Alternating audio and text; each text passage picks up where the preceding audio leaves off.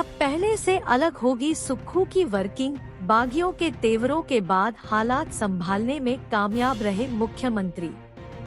मुख्यमंत्री सुखविंदर सिंह सुक्खू ने राज्यसभा चुनाव की हार को स्वीकार करते हुए जिम्मेदारी खुद पर ले ली है।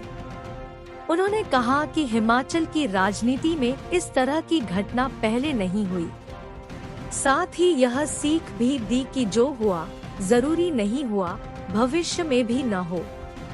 विशेषज्ञ मान रहे हैं कि इस समूचे घटनाक्रम के बाद भी मुख्यमंत्री सुखविंदर सिंह सुक्खू हाईकमान व अपने विधायकों का विश्वास जीतने में पूरी तरह सफल रहे हैं और अब उनकी कार्यप्रणाली पहले से कहीं अलग होगी और जो कमियां गिनाई गई हैं, वे बहुत जल्द दूर होंगी। विशेषज्ञ और राजनीतिक के जानकार बताते हैं कि सुक्खू को मुख्यमंत्री पद थाली में नहीं परोसा गया था, बल्कि अपने समर्थक विधायकों की संख्या ज्यादा होने के चलते ही वह मुख्यमंत्री बने थे और यही विधायक उनके साथ कंधे से कंधा मिलाकर खड़े रहे। देश में 2 माह में लोकसभा के चुनाव होने हैं। सत्तासीन होने के बाद से ही सरकार व संगठन में बिखराव व गुटबाजी की स्थिति थी, जो कि खतरनाक हो सकती थी, लेकिन समय रहते उन्हें संभाल लिया गया है। सूत्रों ने दावा किया कि गुरुवार को ओक ओवर में विधायकों ने पर्यवेक्षकों के सामने एक साथ कई बातें रखी। उनका कहना था कि अगर सीएम ने समय रहते उनका समाधान किया होता तो आज ऐसी नौबत न आती और राज्यसभा में भी कांग्रेस भारी बहुमत से जीती होती।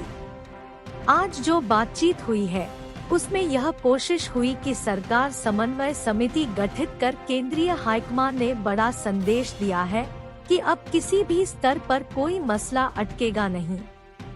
इसी बीच राज्यसभा चुनाव में हार के बाद कांग्रेस ने बड़ा सबक लिया है और लोकसभा चुनाव में इसका खामियाजा न भुगतना पड़े, इसके लिए पार्टी ने पहले से विस्तृत रूपरेखा तैयार कर ली है।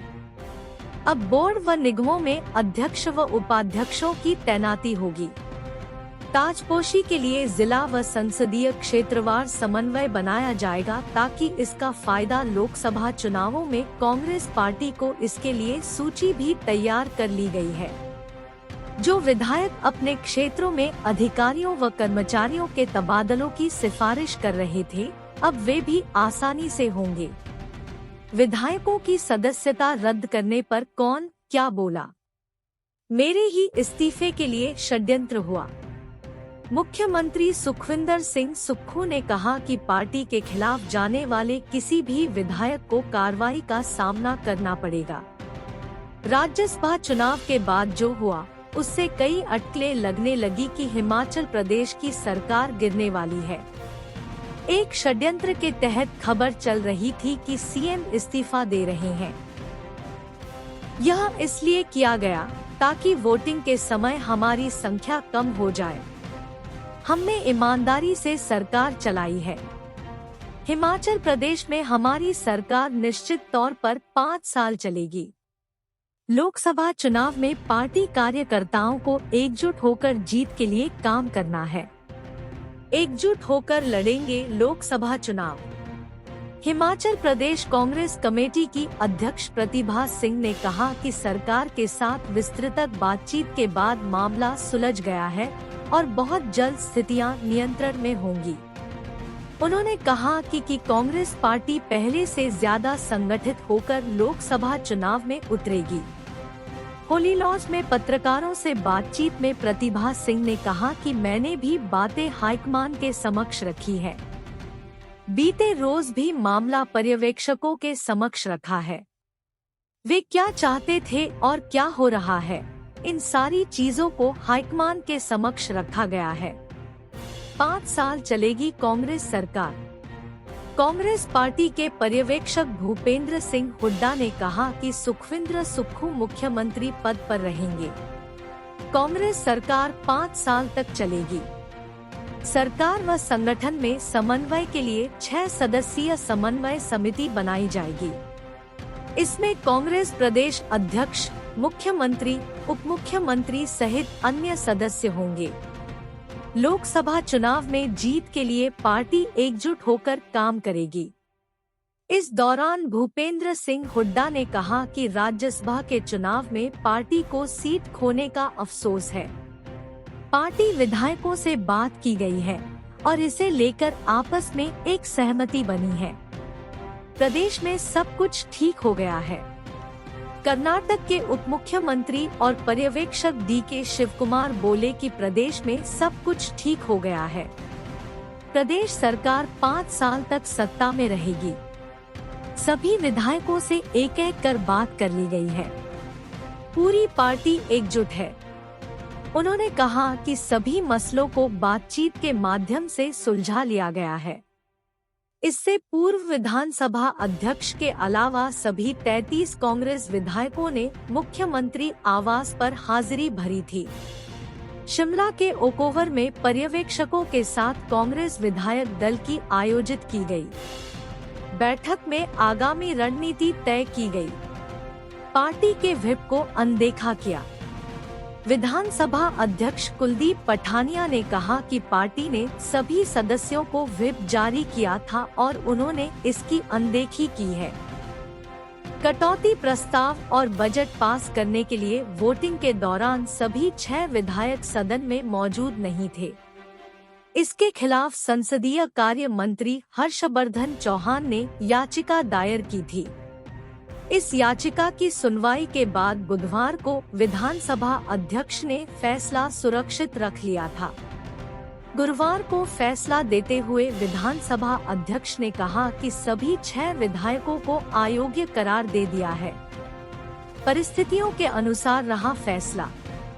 6 विधायकों की सदस्यता रद्द किए जाए पर मंत्री विक्रमादित्य सिंह ने कहा कि अभी मेरा इस पर कुछ भी कहना उचित नहीं है।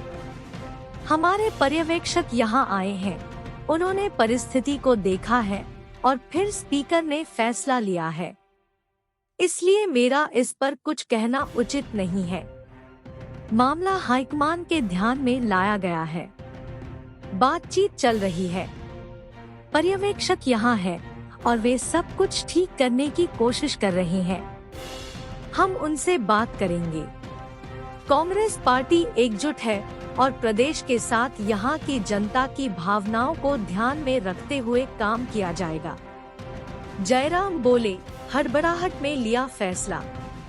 नेता प्रतिपक्ष जयराम ठाकुर ने कहा कि देवभूमि हिमाचल जैसे राज्य में जिस प्रकार से राजनीतिक घटनाक्रम घटे हैं, अगर कांग्रेस के पास बहुमत होता तो विधानसभा में हमने वित्तीय विधेयक पर जो डिवीजन ऑफ वोट मांगा था वह क्यों नहीं दिया गया।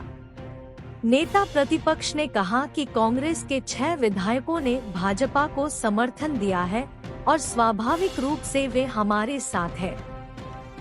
इनकी सदस्यता खत्म करने का फैसला हड़बड़ाहट में डरी हुई सरकार का है और इसके लिए लीगल विकल्प मौजूद है। पार्टी उन पर काम करेगी।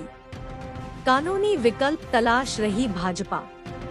कांग्रेस के 6 बागी विधायकों को अयोग्य करार देने के बाद भाजपा प्रदेश अध्यक्ष डा राजीव बिंदल ने भी प्रतिक्रिया दी है।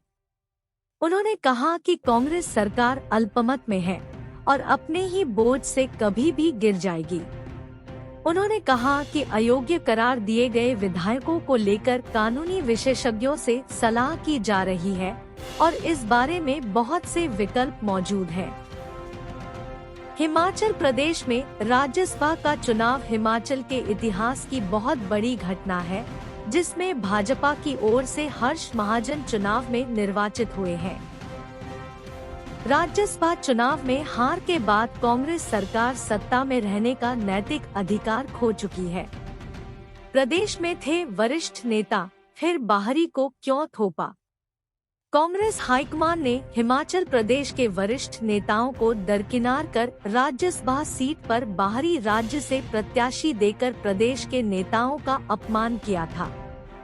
हमने उन वरिष्ठ नेताओं के मान सम्मान पर अपना मतदान किया है, लेकिन अगर विधानसभा अध्यक्ष द्वारा उनकी विधायक सदस्यता रद्द की है तो हम उसे हाई कोर्ट में चुनौती देंगे।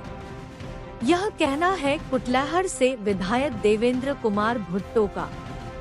उन्होंने अपनी सदस्यता रद्द करने को सुक्खू सरकार को तानाशाही करार दिया। सोशल मीडिया पर छलका हमीरपुर के विधायकों का दर्द। राज्यसभा चुनाव में भाजपा प्रत्याशी के हक में क्रॉस वोटिंग करने के आरोप में विधानसभा स्पीकर ने कांग्रेस के 6 विधायकों को अयोग्य घोषित कर दिया। इनमें सुजानपुर के राजेंद्र राणा और बड़सर के एमएलए इंद्रदत्त लखनपाल शामिल है। इन विधायकों में सदर के विधायक आशीष शर्मा भी शामिल हैं, लेकिन वे निर्दलीय हैं, इसलिए उन पर यह नियम लागू नहीं होता। गुरुवार को सोशल मीडिया पर सभी विधायकों ने अपने मन की बात कही और अपनी हताशा और दर्द को भी बयां किया है।